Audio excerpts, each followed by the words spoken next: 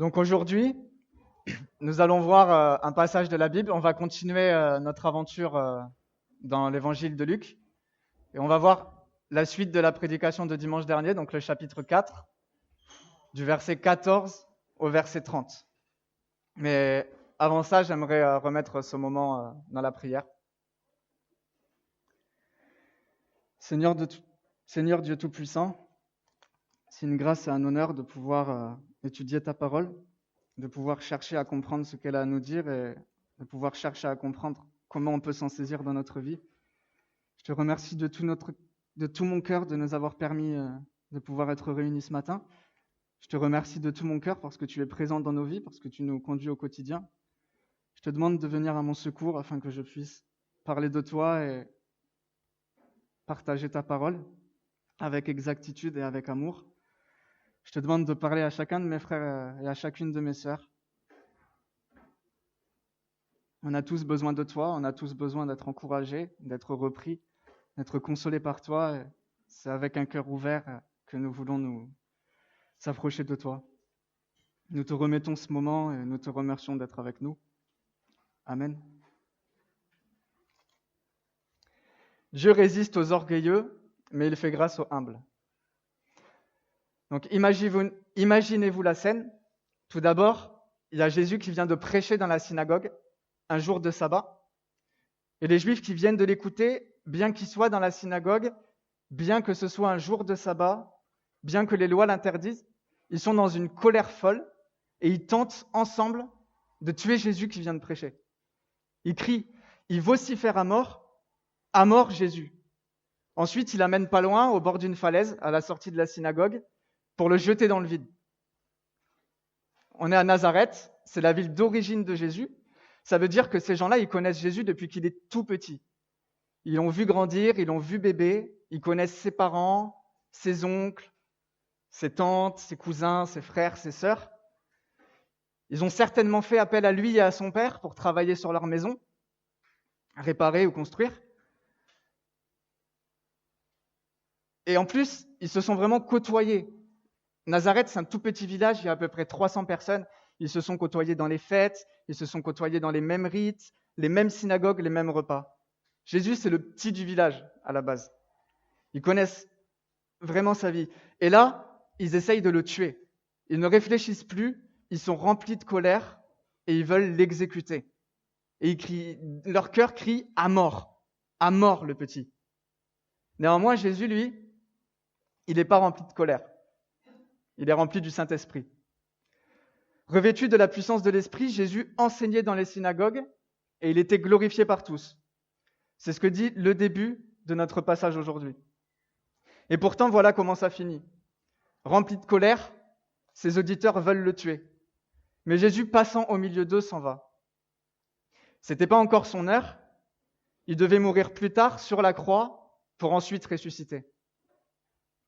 Ce passage qu'on va voir ensemble ce matin, c'est dans l'Évangile selon Luc, et c'est la première chose que Luc nous présente de son ministère. Il a été baptisé, puis il a été tenté dans le désert. On a vu ça dimanche dernier. Et puis Luc, il nous raconte l'histoire qu'on va voir ce matin. Et je pense que cette histoire, elle préfigure sa mort à la croix et qu'elle préfigure sa résurrection. Et c'est dans cette optique qu'on doit voir tout le ministère de Jésus, sa mort à la croix et sa résurrection. Aujourd'hui, ensemble, on va essayer de revenir en arrière. On va voir cette histoire, on va tenter de comprendre pourquoi et comment ces Juifs désireux de plaire à l'Éternel sont remplis de colère dans la synagogue un jour de sabbat. Je vais vous lire Luc chapitre 4, versets 14 à 30. Jésus, revêtu de la puissance de l'Esprit, retourna en Galilée, et sa renommée se répandit dans tout le pays alentour. Il enseignait dans les synagogues, et il était glorifié par tous. Il se rendit à Nazareth, où il avait été élevé, et selon sa coutume, il entra dans la synagogue le jour du sabbat. Il se leva pour faire la lecture, et on lui remit le livre du prophète Ésaïe. L'ayant déroulé, il trouva l'endroit où il était écrit L'Esprit du Seigneur est sur moi, parce qu'il m'a oint pour annoncer une bonne nouvelle aux pauvres. Il m'a envoyé pour guérir ceux qui ont le cœur brisé, pour proclamer aux captifs la délivrance et aux aveugles le recouvrement de la vue, pour renvoyer libres les opprimés, pour publier une année de grâce du Seigneur. Ensuite, il roula le livre, le remit au serviteur et s'assit. Tous ceux qui se trouvaient dans la synagogue avaient les regards fixés sur lui. Alors, il commença à leur dire : « Aujourd'hui, cette parole de l'Écriture que vous venez d'entendre est accomplie. » Et tous lui rendaient témoignage. Ils étaient étonnés des paroles de grâce qui sortaient de sa bouche. Ils disaient : « N'est-ce pas le fils de Joseph ? » Jésus leur dit : « Sans doute, vous m'appliquerez ce proverbe : Médecin, guéris-toi toi-même. Et vous me direz : Fais ici dans ta patrie tout ce que nous avons appris que tu as fait à Capernaum. Mais, ajouta-t-il, je vous le dis en vérité, aucun prophète n'est bien reçu dans sa patrie. Je vous le dis en vérité, il y avait plusieurs veuves en Israël au temps d'Élie, lorsque le ciel fut fermé 3 ans et 6 mois, qu'il y eut une grande famine sur toute la terre. Et cependant, Élie ne fut envoyé vers aucune d'elles, si ce n'est vers une femme veuve à Sarepta, dans le pays de Sidon. Il y avait aussi plusieurs lépreux en Israël du temps d'Élisée, le prophète. Et cependant, aucun d'eux ne fut purifié, si ce n'est Naaman le Syrien. Ils furent tous remplis de colère dans la synagogue lorsqu'ils entendirent ces choses. Et s'étant levés, ils le chassèrent de la ville et le menèrent jusqu'au sommet de la montagne sur laquelle leur ville était bâtie, afin de le précipiter en bas. Mais Jésus, passant au milieu d'eux, s'en alla. Nous devons reconnaître notre pauvreté spirituelle. C'est le thème de ce message et c'est ce que je veux que vous reteniez. Bien sûr, vous pouvez vous poser la question, et c'est complètement logique, pourquoi est-ce que je devrais reconnaître ma pauvreté spirituelle ? Ce serait légitime. Et c'est pour répondre à cette question, c'est pour ça qu'aujourd'hui, on va voir 3 raisons pour lesquelles nous devons reconnaître notre pauvreté spirituelle. Nous devons reconnaître notre pauvreté spirituelle, premièrement, pour être sauvés. Nous devons reconnaître notre pauvreté spirituelle, secondement, pour être justes, avoir un comportement juste. Et nous devons reconnaître notre pauvreté spirituelle pour faire confiance à Dieu. C'est ce qu'on va voir. Nous commençons dès à présent avec notre première raison. Tu peux afficher le verset 14 à 17.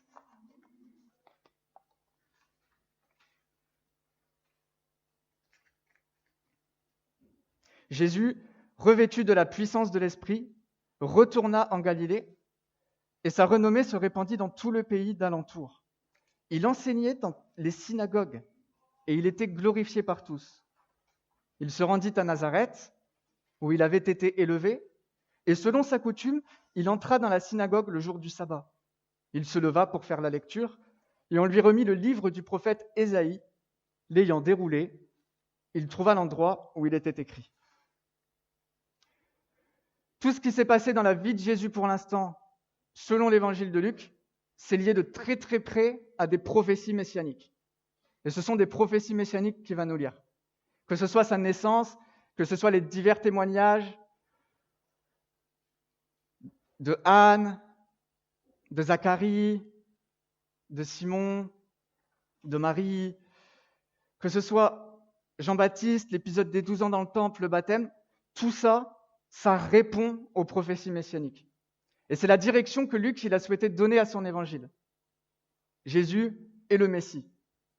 Maintenant, Jésus il monte sur la scène de son ministère public, et nous savons que Luc il ne va pas forcément raconter les choses de manière chronologique, on le dit chaque dimanche, mais pour bien comprendre le cadre, on va quand même regarder où c'est qu'on en est chronologiquement.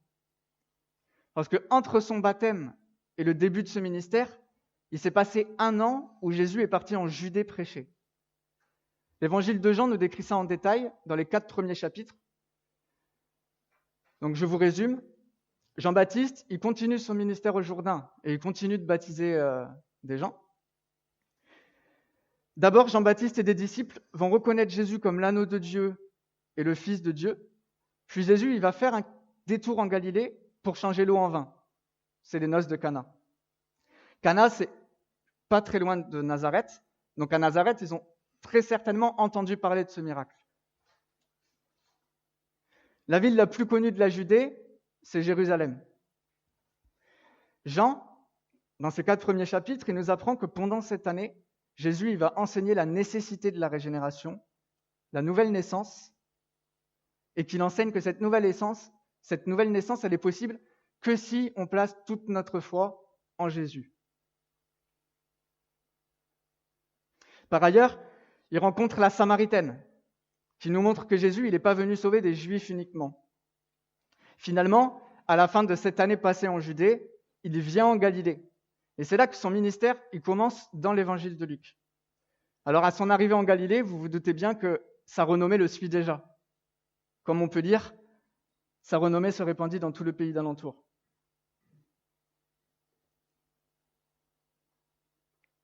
En fait, il est un peu célèbre. Il y a beaucoup de gens en plus qui ont vu ce qu'il avait fait à Jérusalem à la fête de Pâques, parce qu'il a fait plein de miracles, et parce que tous les Juifs montent à Jérusalem pour la fête de Pâques. Donc pendant 1 an et demi, Jésus il va se déplacer en Galilée, revêtu de l'Esprit Saint, de sa puissance. Il va aller de ville en ville et de village en village, en prêchant et en annonçant la bonne nouvelle du royaume de Dieu. Il y a à peu près 240 endroits à visiter en Galilée. À mesure qu'il prêche et qu'il fait des miracles, sa renommée se répand, les gens parlent de plus en plus de lui.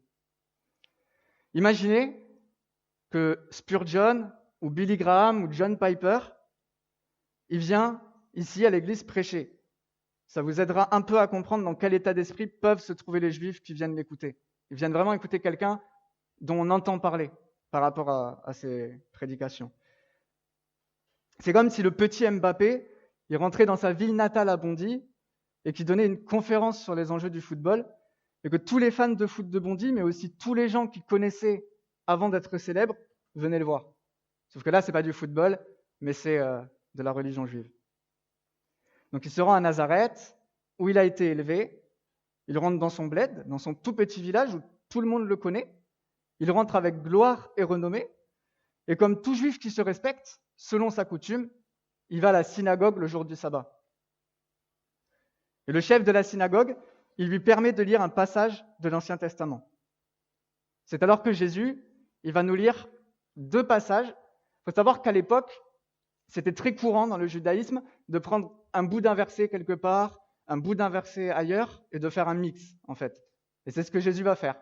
Il va prendre un petit bout de verset, vraiment un minuscule bout d'un verset dans le chapitre 58 du prophète Ésaïe, et puis il va prendre un bout du verset 61, du verset dans le chapitre 61 du prophète Ésaïe. Donc, c'est les versets 18 et 19. « L'Esprit du Seigneur est sur moi, parce qu'il m'a oint pour annoncer une bonne nouvelle aux pauvres.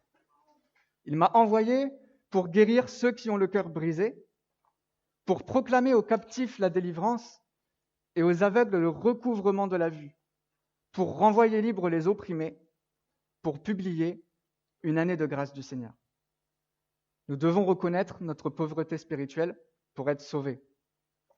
Je veux vraiment qu'on imagine la scène, visuellement.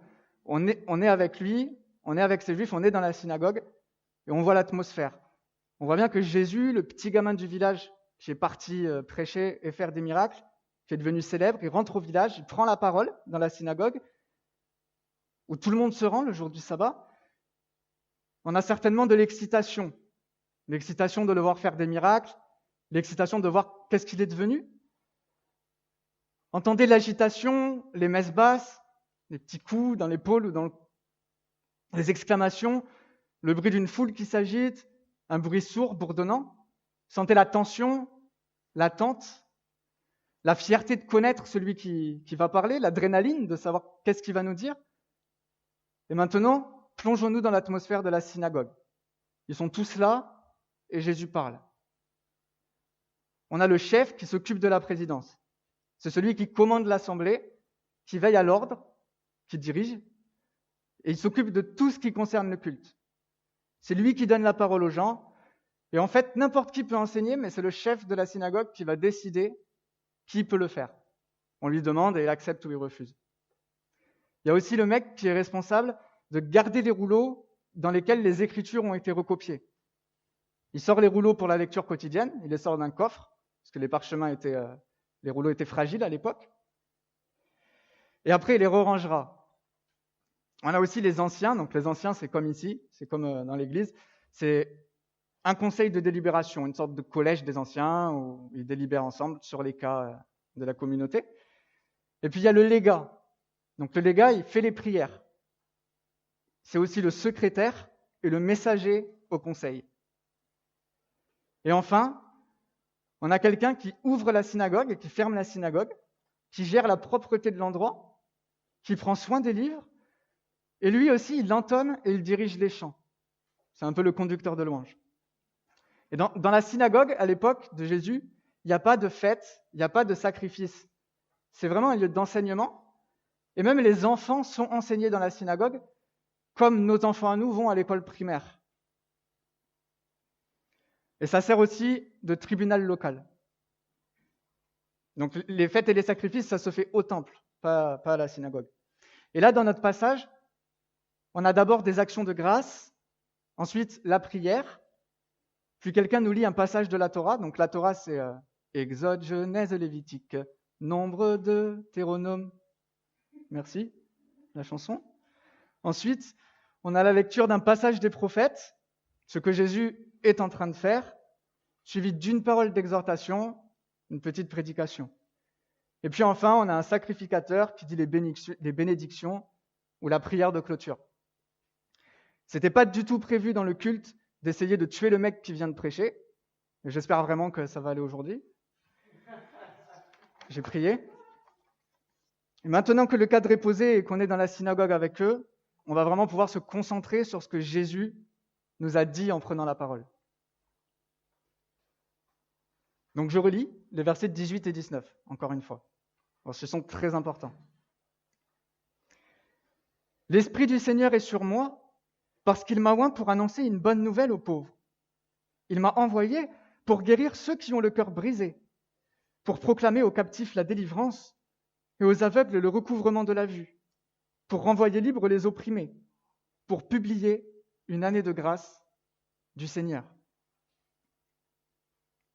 Et si on traduit, ça veut dire que nous devons reconnaître notre pauvreté spirituelle pour être sauvés. Luc nous fait débuter son ministère avec une prédication de la part de Jésus, où lui-même déclare être le Messie, venu sauver l'humanité. Et ça a une visée universelle. Comme on a vu tout à l'heure, Luc, dans son évangile, il insiste sur le fait que Jésus est le Messie. Et nous avons ici donc la lecture de ces deux passages d'Ésaïe. Et ces deux passages nous parlent de ce que fera le Messie.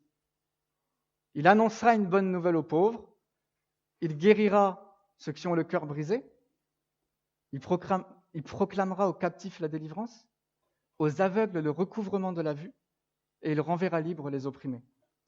Ça signifie que les personnes dans ce monde qui ont la foi et qui s'imaginent être riches, libres, saines et sans entrave, tant qu'elles n'ont pas reçu le salut apporté par le Christ, elles sont en réalité pauvres, prisonnières, aveugles et opprimées. C'est que par l'œuvre du salut du Messie qu'on peut être racheté du châtiment éternel de l'enfer. Et gardez en tête que ces métaphores utilisées dans ce que nous annonce Jésus, dans Ésaïe, c'est des métaphores qui sont là pour parler d'un état spirituel. La bonne nouvelle de l'Évangile, c'est que les pauvres en esprit peuvent accéder au salut. Ça veut dire que annoncer une bonne nouvelle aux pauvres, c'est annoncer une bonne nouvelle à ceux qui reconnaissent qu'ils ne peuvent rien faire d'eux-mêmes pour être bien vus de Dieu. Et ce n'est pas du tout le cas des élites religieuses présentes dans la synagogue, et j'espère que c'est notre cas à nous présents ce matin, si nous sommes chrétiens. Seul le Messie peut procurer le salut à ceux qui reconnaissent leur déchéance spirituelle et à ceux qui reconnaissent que seul Dieu pourvoit à leurs besoins. On parle aussi ici de guérir ceux qui ont le cœur brisé, c'est-à-dire ceux qui ont le cœur brisé par le péché, comme le publicain repentant dans la parabole du publicain et du pharisien. Donc pour vous rappeler cette parabole, on a un pharisien qui arrive comme ça, il regarde Dieu et il voit un publicain. Il y a un publicain devant lui là-bas. Et un publicain, en fait, c'est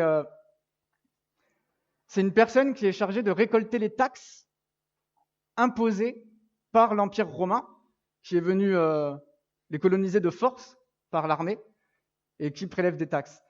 Et en fait, le publicain, c'est quelqu'un, s'il y a 20 € de taxes, il va venir te voir, il va dire, faut payer la taxe, c'est 30 €. Si tu veux pas de problème, paye la taxe. Et tu dis, non, c'est 20 €. Non, c'est 30 €, mec. Et tu lui donnes les 30 €, il met 10 € dans sa poche et il donne les 20 € à l'Empire romain. Et en fait, on a le pharisien, il est là, il fait oh Seigneur, merci. Merci parce que je suis pas comme ce publicain. Moi, je donne la dîme, je jeûne, je prie, j'accomplis les rituels. Mais lui, c'est un pécheur. Et à côté, on a ce publicain là, et lui, il n'est pas comme ça, il a plus le regard vers le sol, et puis il dit, Dieu, pardonne-moi, je suis misérable, j'ai besoin de toi, aide-moi. Et en fait, Jésus il va nous expliquer que la morale de cette parabole, c'est que celui qui a le cœur brisé, c'est pas le pharisien, c'est le publicain. Et Dieu est venu sauver ceux qui reconnaissent justement leur état spirituel qui est mauvais, ceux qui ont le cœur brisé. Si tu crois que tu plais à Dieu parce que tu es une bonne personne, ou parce que tu fais le bien autour de toi, ou parce que tu as des bonnes notes à l'école, ou parce que tu travailles bien, ou parce que tu es un bon mari, Jésus te dit, c'est pas ça qui plaît à Dieu. Alors tu vas me dire, pourtant, je pratique les valeurs morales de la Bible. C'est ce que Dieu veut. Je comprends très bien. Je pensais exactement la même chose. Et ça, c'est la mauvaise nouvelle de l'Évangile. La mauvaise nouvelle de l'Évangile, c'est que nous sommes perdus, c'est que nous méritons la mort parce que nous sommes coupables et que nous ne pouvons pas nous sauver par nous-mêmes. Mais il y a aussi la bonne nouvelle de l'Évangile, heureusement, c'est que si tu acceptes que tu es pauvre spirituellement, si tu acceptes que tu ne peux pas être sauvé par tes propres moyens, si tu acceptes de passer par Jésus, qui lui est mort sur la croix pour être condamné à ta place, alors tu seras sauvé. Et comme on peut lire dans Apocalypse, chapitre 3, verset 13, si Sylvain va afficher, que celui qui a des oreilles, verset 17, pardon, merci. Parce que tu dis, je suis riche, je me suis enrichi et je n'ai besoin de rien, et parce que tu ne sais pas que tu es malheureux, misérable, pauvre, aveugle et nu. Si tu crois que tu plais à Dieu parce que tu lis ta Bible tous les jours, parce que tu viens à l'église et parce que tu pries, c'est la même chose. Si tu veux plaire à Dieu, tu dois reconnaître ta pauvreté spirituelle et ton besoin de compter sur Jésus chaque jour, chaque matin, chaque après-midi, chaque soir et même chaque nuit. Dans tous les domaines de ta vie, que ce soit dans ton couple, que ce soit au travail, dans la rue, chez toi, en famille, quand tu fais du sport. Et je dois même te dire que c'est quand tu pries, quand tu lis la parole et quand tu viens à l'église, que tu as le plus besoin de reconnaître ta pauvreté spirituelle et de supplier Dieu de t'aider à vivre en Jésus-Christ. Et vous savez, moi, je pensais être une bonne personne avant de connaître Jésus. Tout le monde pense à peu près être dans la moyenne, à part cas exceptionnel. Mais moi, personnellement, je pensais être dans les moyennes, mais du dessus, à peu près. Et je connais des criminels qui pensent être de bonnes personnes, et moi aussi, personnellement, encore maintenant, je pense que ce sont de bonnes personnes. Il y a beaucoup d'amis autour de moi qui essayent de faire le bien et de pratiquer la religion et qui pensent être de bonnes personnes. Mais aucune, et je dis bien aucune, ne remercie Dieu pour son salut définitif et incroyable. Alors personnellement, je suis passé par Jésus, j'ai reconnu que tout seul, je ne pouvais pas plaire à Dieu, j'ai reconnu ma pauvreté spirituelle, j'ai crié à Jésus et il m'a sauvé. Et aujourd'hui, je sais qui m'a sauvé et je le remercie de m'avoir sauvé. Parce que nous devons reconnaître notre pauvreté spirituelle pour être sauvés. Proclamer aux captifs la délivrance, ça veut dire que sans Jésus, nous sommes esclaves du péché et de Satan. On a des chaînes qui sont attachées aux pieds avec un boulet au bout, et seul Jésus est capable de prendre cette chaîne avec ce boulet au bout à notre place pour nous permettre d'en être délivrés. Proclamer aux aveugles le recouvrement de la vue, ça veut dire que quand on ne croit pas à cette bonne nouvelle de Jésus, on a notre intelligence spirituelle qui est aveuglée. Ça me rappelle, une nuit, je me suis réveillé, j'étais pas bien réveillé, il faisait noir, je voyais rien du tout, et j'ai cherché l'interrupteur pour y voir, et j'ai jamais trouvé l'interrupteur. Je me suis cogné dans l'armoire, je me suis pris le mur, jamais j'ai trouvé cet interrupteur, donc j'ai lâché l'affaire, je suis parti me recoucher. Et en fait, j'ai l'impression que c'est un peu comme ça que ressemblent nos vies sans Jésus. Le noir perpétuel, sans trouver un moyen de pouvoir accéder à la lumière. Et renvoyer libre les opprimés spirituels, ça parle de ceux qui sont accablés par la vie et par leurs péchés. Et si tu ne penses pas être un grand pécheur, alors je crois que Jésus n'est pas venu te sauver, parce que Jésus est venu sauver des pécheurs. Le Messie viendra sauver ceux qui reconnaissent leur pauvreté spirituelle. Jésus est venu sauver ceux qui reconnaissent leur pauvreté spirituelle. Et dans le paradis éternel seront avec Dieu ceux qui ont reconnu leur pauvreté spirituelle. Alors tu me diras, et je comprends très bien, d'accord, je reconnais, c'est bon, je suis pauvre spirituellement. Et alors, il est où le salut ? Je suis sauvé, on fait comment ? Parle à Dieu. Tu peux communiquer à Dieu, tu peux lui communiquer ta pauvreté, tu peux lui dire ton besoin d'être sauvé, tu peux lui demander de t'aider. Dieu, il a des yeux pour voir, Dieu, il a des oreilles pour entendre, et Dieu, il peut même entendre un cri silencieux. Et je vous encourage à crier votre besoin de Dieu à Dieu, parce qu'il aime ça, et il attend ça de tout le monde, de tous les humains sur Terre. Après avoir fini sa lecture d'Ésaïe 61 en cours de verset, Jésus roule le livre, il le remet au serviteur et il s'assoit. C'est un instant très intense.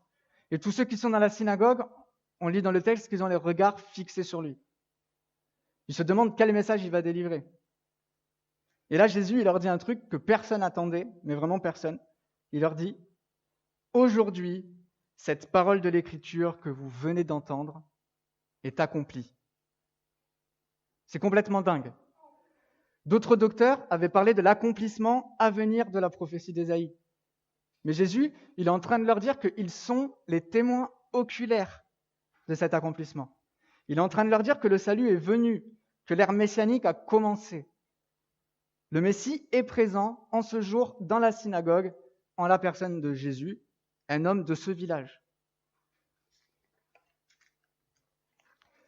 Maintenant que nous avons vu la première raison de reconnaître notre pauvreté spirituelle, nous allons voir la deuxième raison, à savoir que nous devons reconnaître notre pauvreté spirituelle pour avoir un comportement juste. Donc on va lire les versets 22 à 24. Et tous lui rendaient témoignage. Ils étaient étonnés des paroles de grâce qui sortaient de sa bouche. Et ils disaient, « N'est-ce pas le fils de Joseph ?» Jésus leur dit, « Sans doute vous m'appliquerez ce proverbe, médecin, guéris-toi toi-même, et vous me direz, fais ici dans ta patrie tout ce que nous avons appris que tu as fait à Capernaum. Mais, ajouta-t-il, je vous le dis en vérité, aucun prophète n'est bien reçu dans sa patrie. » Au début, la réaction des auditeurs du message de Jésus, elle est positive, et tous lui rendent témoignage. Notamment, ils sont étonnés des paroles de grâce qui sortent de la bouche de Jésus.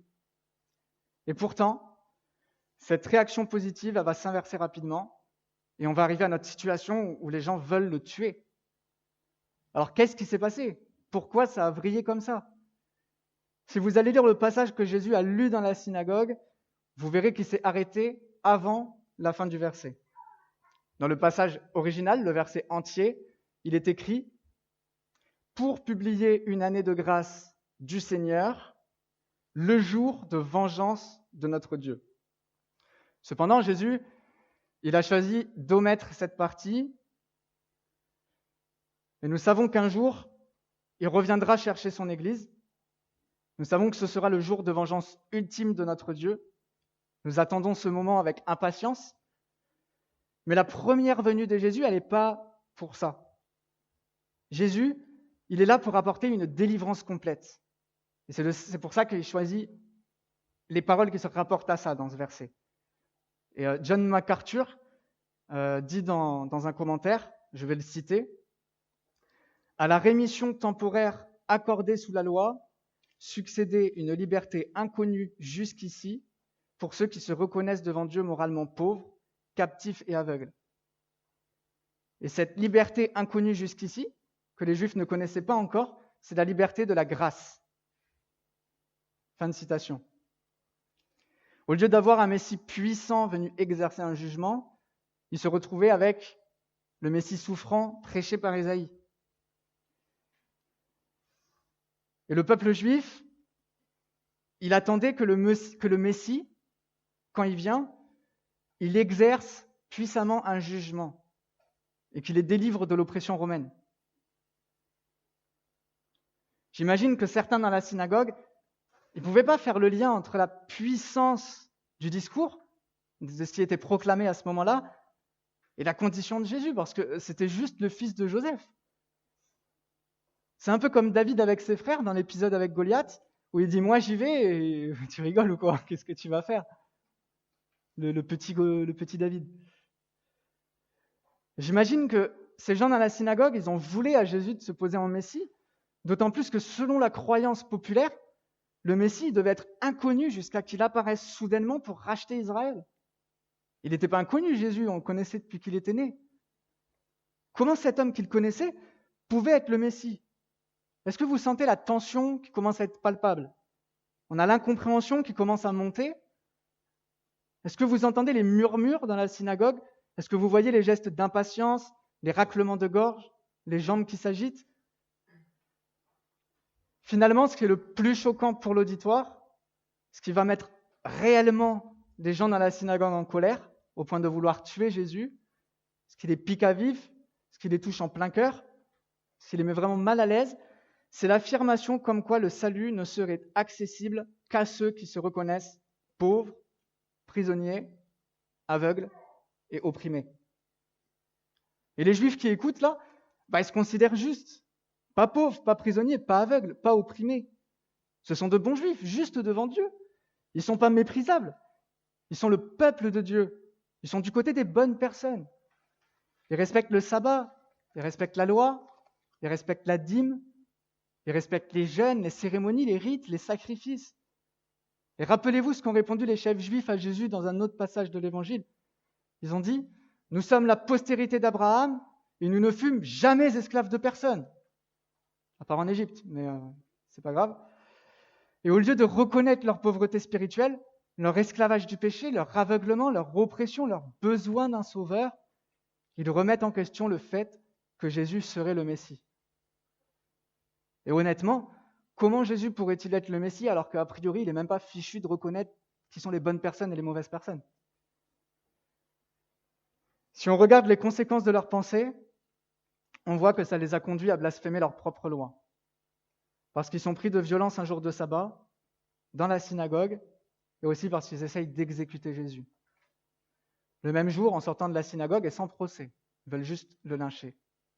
Ça signifie que leur refus de reconnaître leur pauvreté spirituelle, ça a eu des conséquences sur leur comportement.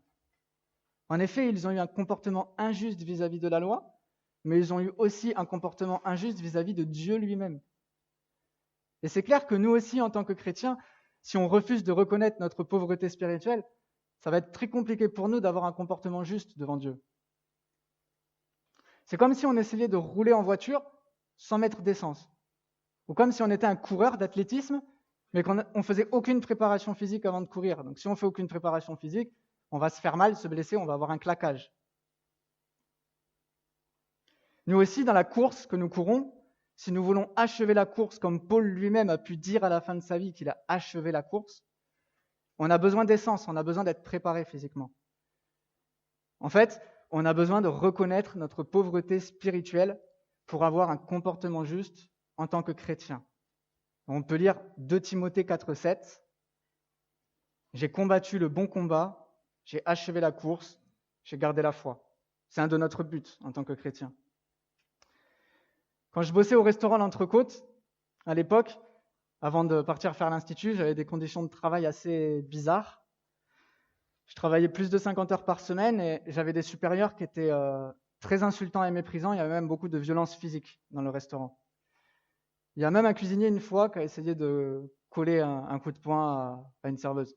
Bien, heureusement, il a été contenu.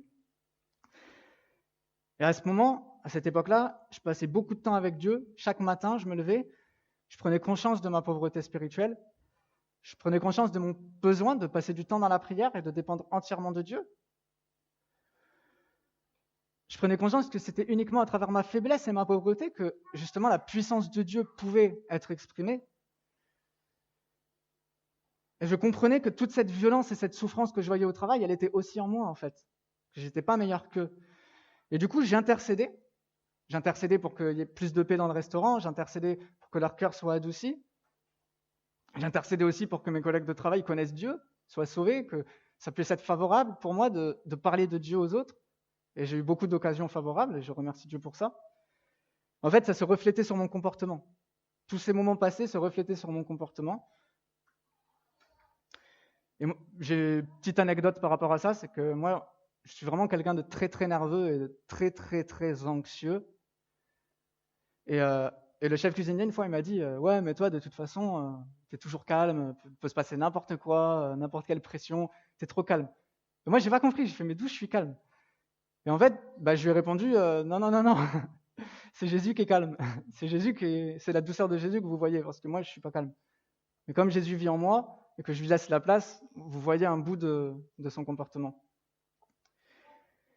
Et puis voilà, pendant plusieurs semaines, je suis un peu détourné de ce temps passé avec Dieu.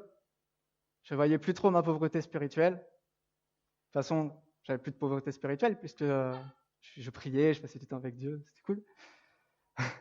Bien sûr, j'étais pauvre spirituellement, encore plus à ce moment-là. Et j'ai commencé à aller au travail en comptant sur mes propres forces. J'ai commencé, dans ma tête, à insulter mes collègues. J'ai commencé à me dire, mais c'est des enfants en fait. Franchement, ils sont tarés, ils sont imbéciles. Je commençais à demander à Dieu, mais pourquoi tu m'as mis avec ces tarés ? Et je commençais à m'agiter. Même à des moments, je travaillais et le travail, il n'allait pas dans mon sens et je lâchais un juron. Et j'intercédais plus, bien évidemment, pour le bien de mes collègues. Je n'étais plus du tout dans l'intercession.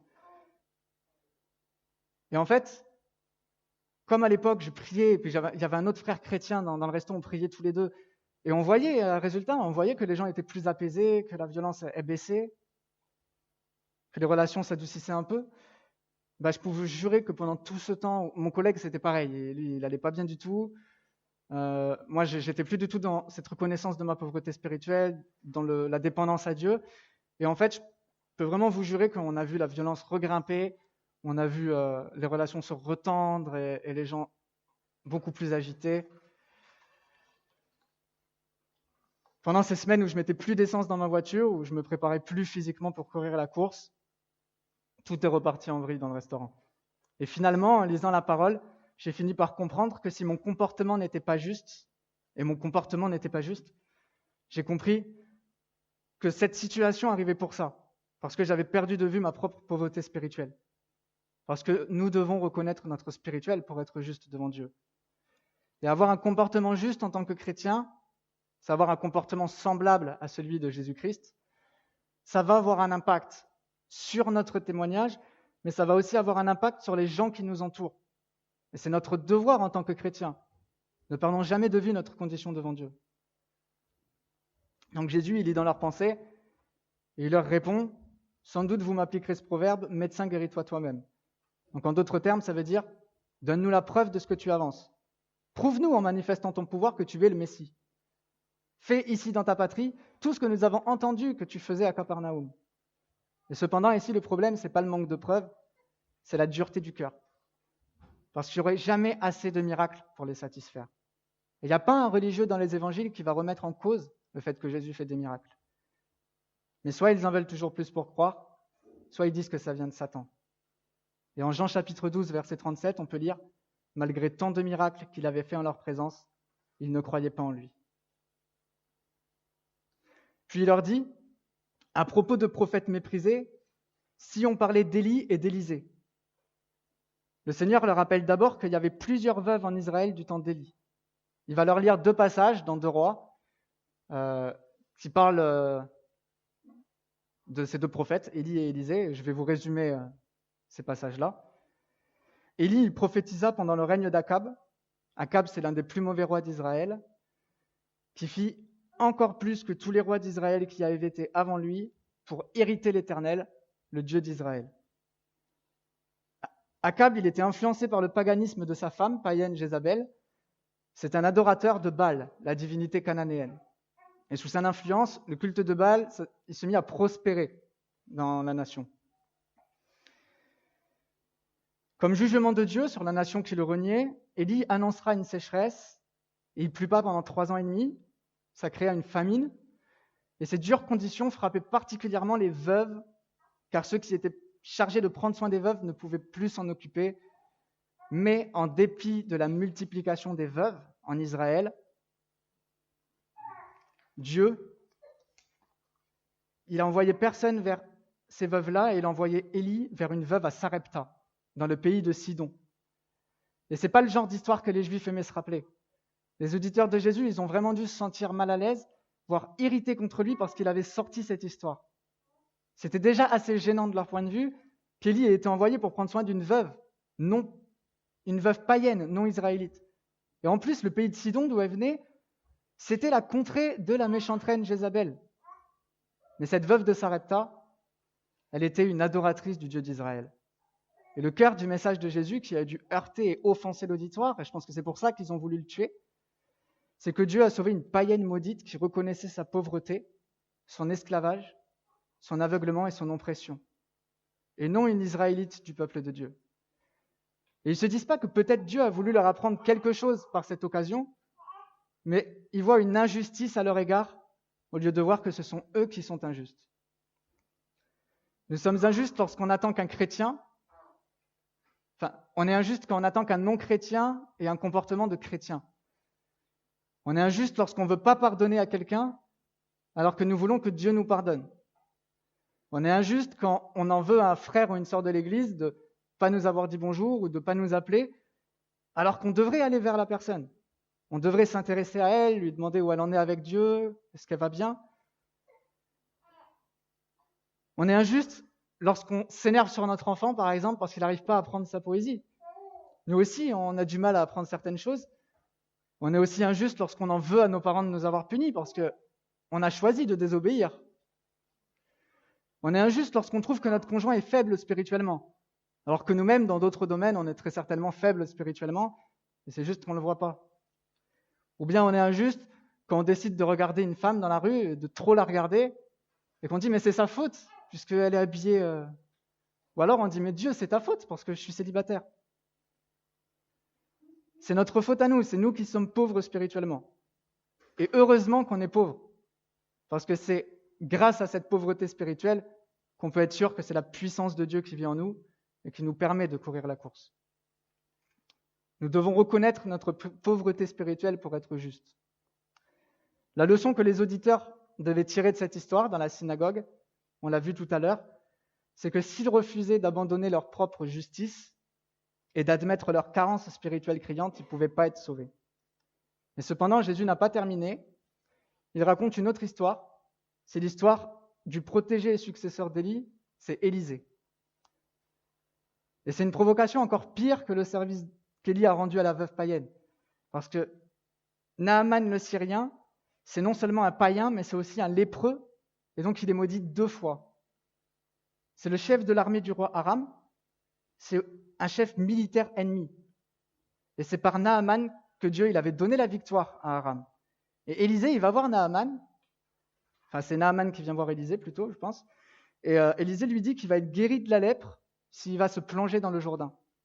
Et Naaman, au début, il refuse, et puis il va plier, il va s'humilier, il va obéir à la parole de Dieu, à la parole du prophète, mais Dieu parle à travers le prophète, il va être guéri et il va reconnaître le Dieu d'Israël comme le seul vrai Dieu. Nous devons reconnaître notre pauvreté spirituelle. Donc, on va voir notre 3e point, il va être beaucoup plus court parce qu'on a beaucoup moins de versets. Donc, maintenant qu'on a vu dans un premier temps que nous devons reconnaître notre pauvreté spirituelle pour être sauvés, maintenant que nous avons vu dans un second temps que nous devons reconnaître notre pauvreté spirituelle pour être justes, nous allons voir que nous devons reconnaître notre pauvreté spirituelle pour faire confiance à Dieu. Je vais vous lire les versets 28 et 29. Ils furent tous remplis de colère dans la synagogue lorsqu'ils entendirent ces choses. Et s'étant levés, ils le chassèrent de la ville et le menèrent jusqu'au sommet de la montagne sur laquelle leur ville était bâtie, afin de le précipiter en bas. On se trouve en présence d'une scène de lynchage incontrôlable, destinée à supprimer celui que les lyncheurs connaissent si bien depuis sa naissance et qui vient de leur enseigner la vérité de la parole de Dieu. Néanmoins, l'heure de Jésus, elle n'est pas encore venue, car elle doit mourir sur la croix. Et du coup, voici ce qu'il se passe au verset 30. Mais Jésus, passant au milieu d'eux, s'en alla. Finalement, on peut dire que la foule, elle a eu son miracle. Ce n'est pas le miracle qu'elle attendait, mais elle a eu. Parce que Jésus, il échappe miraculeusement à cette foule en colère, vraiment décidée à le tuer. Et le peuple orgueilleux de Nazareth, il ne s'est jamais humilié, malgré ce miracle. Jésus, il va revenir chez eux plus tard et il va s'étonner de leur incrédulité. Leur refus d'admettre leur déchéance, leur esclavage, leur cécité, leur oppression spirituelle, elle tranche radicalement vraiment avec la repentance de la veuve et du lépreux païen. Il faut savoir qu'une foule, elle n'avait pas le droit d'exécuter quelqu'un dans la Palestine sous domination romaine. Et en plus, c'était le jour du sabbat. Une telle exécution sans jugement était interdite. Ça veut dire que la foule était donc très en colère et qu'elle ne réfléchissait plus à ce qu'elle était en train de faire. Il n'y avait plus aucune logique. On peut noter deux choses dans ce passage. La première chose qu'on peut noter, c'est que Jésus, il va mourir que lorsqu'il va devoir mourir. Ça nous montre à quel point Dieu, il est parfaitement au contrôle des événements. Bien sûr, vous pourrez me répondre que Dieu nous permet d'emprunter plusieurs chemins et qu'il nous laisse un choix de décision dans notre vie. Il ne contrôle pas tout. D'une certaine manière, c'est vrai, mais il est souverain et il a aussi prévu des choses d'avance pour nous et jamais rien ne pourra contrecarrer ces choses qu'il a prévues d'avance pour nous, notamment le salut.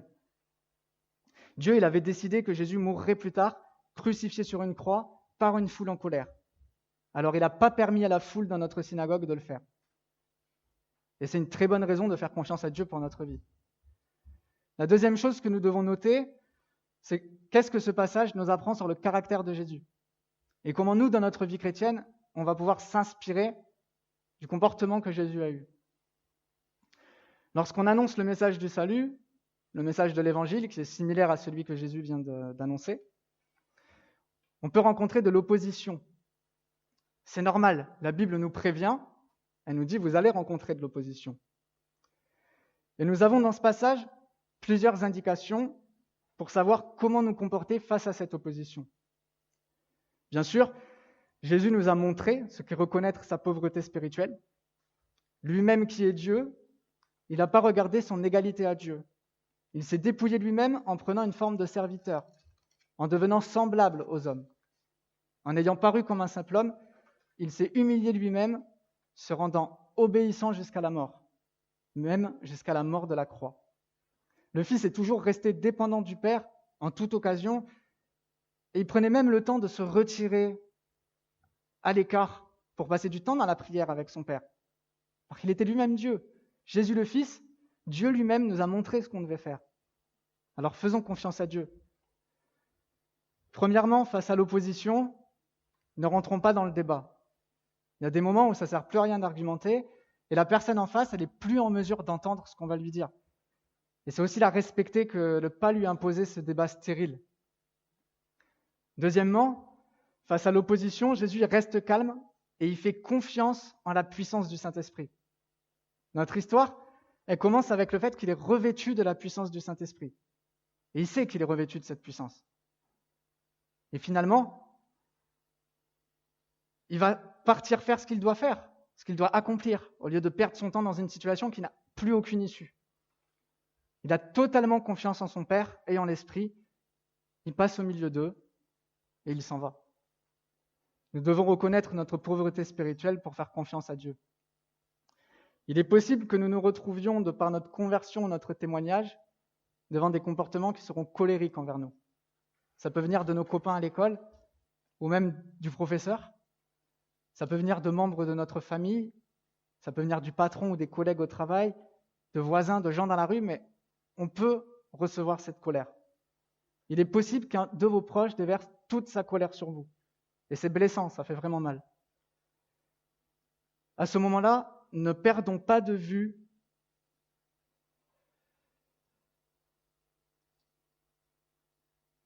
notre pauvreté spirituelle.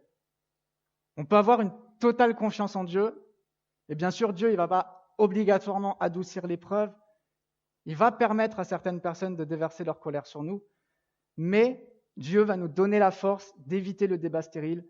Dieu, il va nous donner la force de rester calme et doux, et Dieu va nous préserver de perdre notre temps précieux dans une situation qui est sans issue. Et ainsi, nous pourrons prendre le temps avec lui pour intercéder pour ces personnes qui ont déversé leur colère. Dieu est totalement au contrôle de nos vies. Faisons-lui confiance. Si nous reconnaissons notre pauvreté spirituelle, ça va nous aider énormément à saisir cette confiance en lui. En conclusion, nous voyons que l'histoire se termine bien. Jésus passa au milieu d'eux et s'en alla. Nous avons vu que Luc était en train de débuter le ministère de Jésus en nous expliquant la nature même de ce ministère, le salut par grâce, le Messie qui vient sauver son peuple. Et nous avons trouvé à travers cet enseignement de Jésus 3 raisons de reconnaître notre pauvreté spirituelle. Nous devons reconnaître notre pauvreté spirituelle pour être sauvés, pour être justes dans nos comportements et pour mieux faire confiance à Dieu. En Jacques, chapitre 4, verset 6, nous lisons « Dieu résiste aux orgueilleux, mais il fait grâce aux humbles ». Je vous encourage à créer des liens avec ceux qui vous paraissent peut-être trop mauvais pour être sauvés. Les marginaux ou les gens qui sont en général vraiment mis à l'écart ou comme nous-mêmes on aurait envie de mettre à l'écart. Parce que Dieu il n'est pas venu sauver ceux qui se croient plus justes ou plus méritants à leurs propres yeux. Ne soyons pas comme ces gens dans la foule qui ont fermé leur cœur. Ouvrons notre cœur à Dieu, mais aussi aux autres, quels qu'ils soient. Mais surtout, j'ai un challenge à vous proposer pour la semaine qui arrive. Je vous propose chaque matin de commencer votre journée en parlant à Dieu de votre pauvreté spirituelle et de noter les différences que vous allez ressentir dans votre vie quotidienne. Et peut-être que vous pourriez, dimanche prochain, nous partager ça au moment du partage. Je vous remercie de m'avoir écouté et que Dieu vous bénisse.